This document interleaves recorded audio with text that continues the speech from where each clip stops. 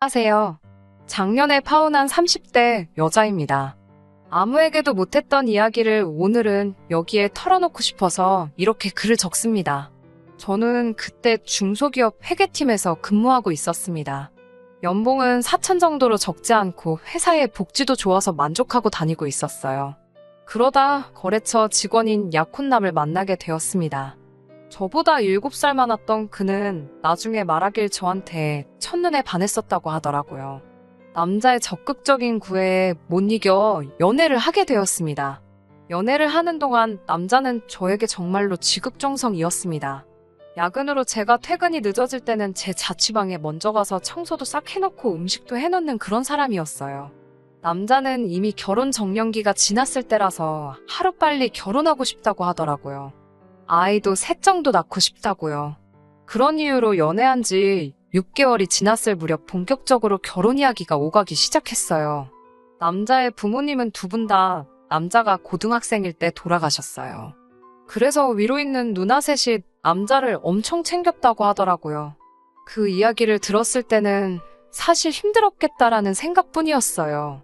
하지만 친한 친구들에게 이 이야기를 하니 신우가 셋이나 된다며 어떡하냐고 걱정하더라고요.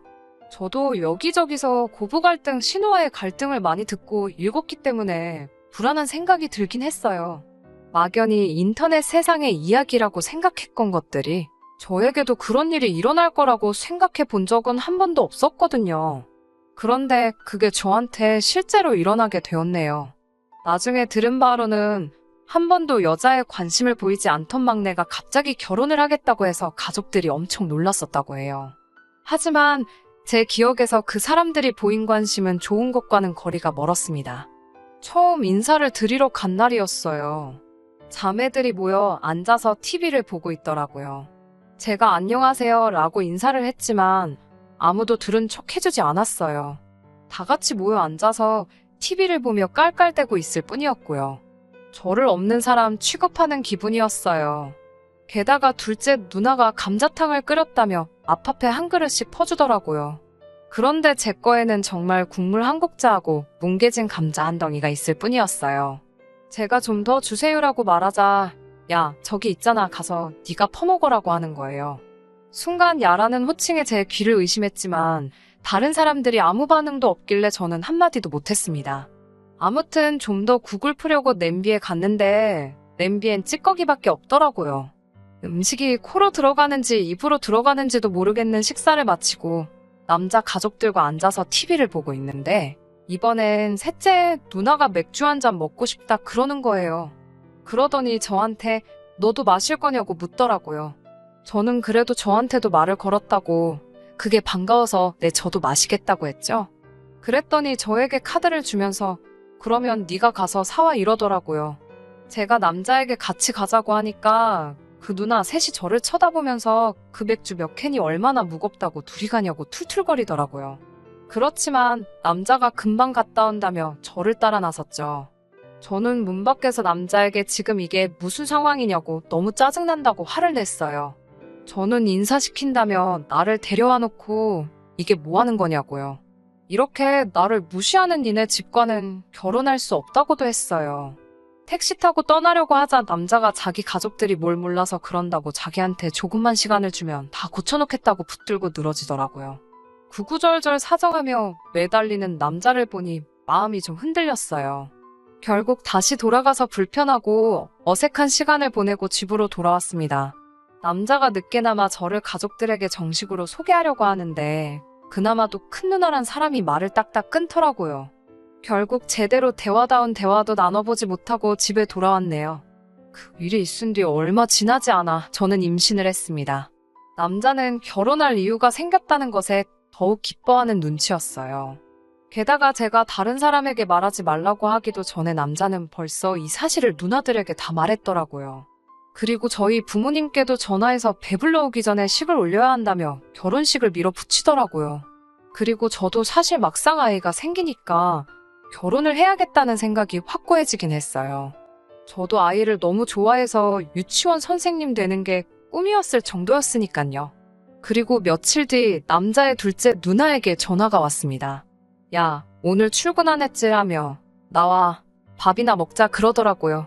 그렇게 만난 식당에서 둘째 누나가 대뜸 저에게 야, 너가 우리 동생한테 가족 모임 못 나가게 했냐고 따지더라고요. 제가 왜 모임을 못 나가게 하겠냐고 역으로 물으니 아무튼 여우짓 하지 말라고 다 걸리게 되어 있다며 이번엔 경고로 끝나지만 다음엔 진짜 혼난다고 그러더라고요. 그러면서 한다는 말이 큰 누나가 저를 싫어하니까 알아서 잘 기어야 한다고 충고를 해주네요. 이 집에선 제 시어머니들 사람이나 마찬가지라나요. 아무튼 또 시간은 흘러 어느덧 상견례 날짜가 되었습니다. 배불러 오기 전에 화사하게 입으라며 친정어머니가 직접 골라 사주신 하늘색 투피스를 차려입고 나갔습니다. 그런데 상견례 자리에 도착하니 예상치 못한 분이 자리에 계셨어요. 남자의 작은 고모였죠. 원래는 큰 누나 내외만 나오기로 했었는데 그래도 이 집 어른이라며 작은 고모가 바득바득 우겨서 나왔다고 해요. 저는 그 작은 고모를 만난 적이 없습니다. 남자 말로는 성격도 개팍하고 말도 필터 없이 하신다고요. 나름 유명한 한정식 집에서 하는 상견례였는데 단정하게 차려입은 저희 부모님과 달리 남자 쪽은 큰 누나 내외는 청바지 차림에 작은 고모는 골프웨어를 입고 나왔더라고요. 왠지 모르게 허탈한 마음이 들었습니다. 게다가 점심 식사를 하기로 했는데 자기들은 아침을 늦게 먹었다며 음식엔 손도 안 대더라고요.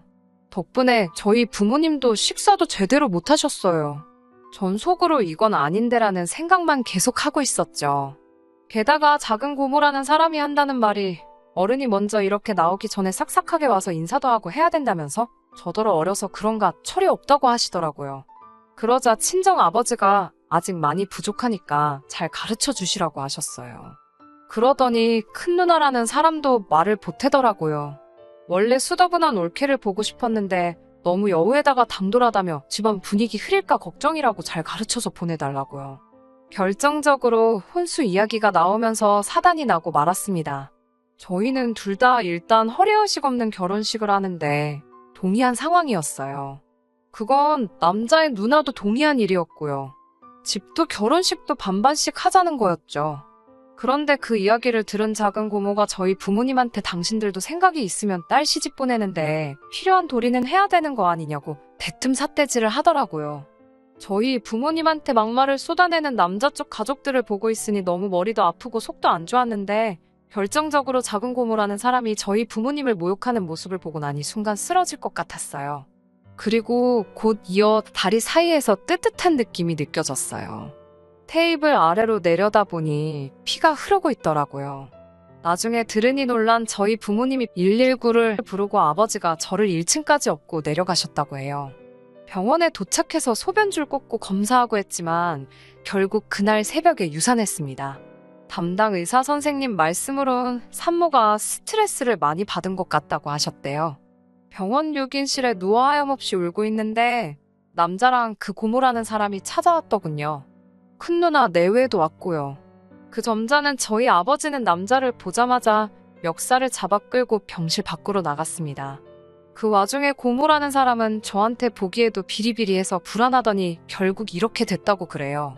그러면서 이참에 저를 옆에 끼고 잘 가르치라고 저희 어머니한테 훈수를 두더라고요.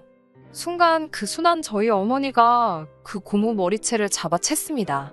너 죽고 나 죽자며 그 여자 머리를 미친 듯이 흔들더라고요. 그 모습을 본 큰 누나 내외는 슬금슬금 뒷걸음질 치다가 도망갔고요. 그렇게 그 남자와 저는 파혼하게 되었네요. 그 남자는 지금도 종종 미안하다고 연락이 옵니다. 기회만 준다면 다시 시작하고 싶다는 헛소리도 잊지 않고 해요.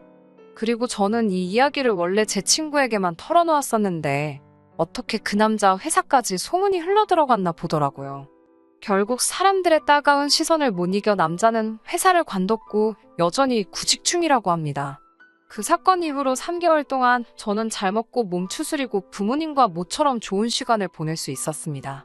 그리고 얼마 전 더 좋은 회사에 스카우트되어 이직도 성공했어요. 언젠가 또 좋은 인연이 나타난다면 결혼할 수도 있겠지만 당분간은 부모님과 더 행복하고 건강하게 살려고 합니다.